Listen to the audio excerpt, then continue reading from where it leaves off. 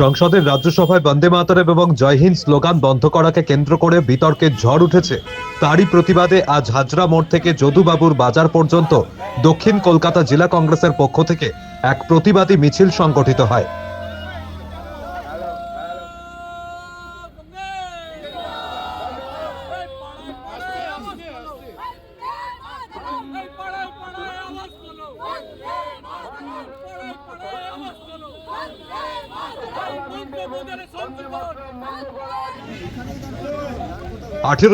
সালে বঙ্কিমচন্দ্র চট্টোপাধ্যায় রচিত আনন্দমঠ উপন্যাস থেকে নেওয়া বন্দে মাতরম গানের ১০০ শতবর্ষ উদযাপন চলছে দেশ জুড়ে।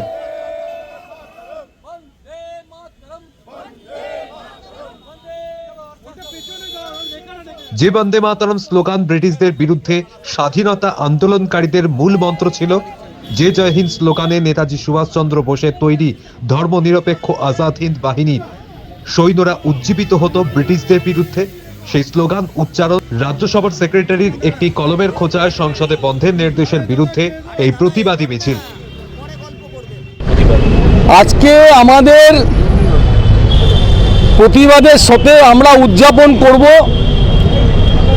বঙ্কিমচন্দ্র চট্টোপাধ্যায়ের রচিত আনন্দমঠ থেকে নেওয়া বন্দে মাতরম গান।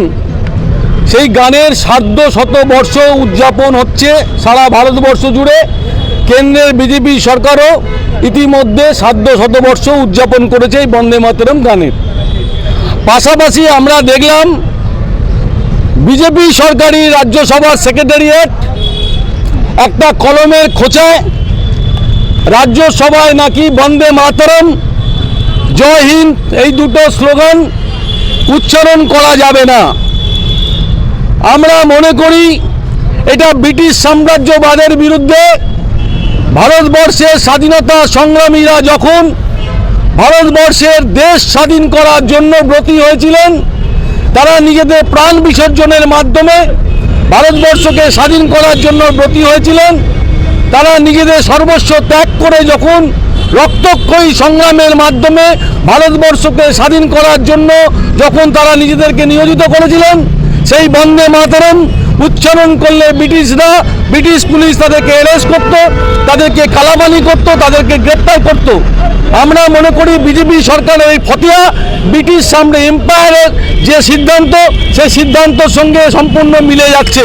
আমরা দেখেছি ব্রিটিশের সময় আন্দোলনে যারা কংগ্রেসের ঝান্ডা নিয়ে আন্দোলন করত, আজকে বিজেপির লেজুর হিন্দু মহাসভার লোকেরা বাড়িতে বাড়িতে গিয়ে স্বাধীনতা সংগ্রামীদের ধরিয়ে দিত।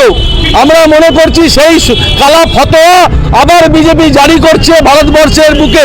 আমরা তার জন্য আজকে আমরা প্রতিবাদও করছি যে জয় হিন্দ বন্দে মাতরমকে নিষিদ্ধ করা হয়েছে রাজ্যসভায়, এটা আমরা মানছি না, দেশবাসী মানবে না।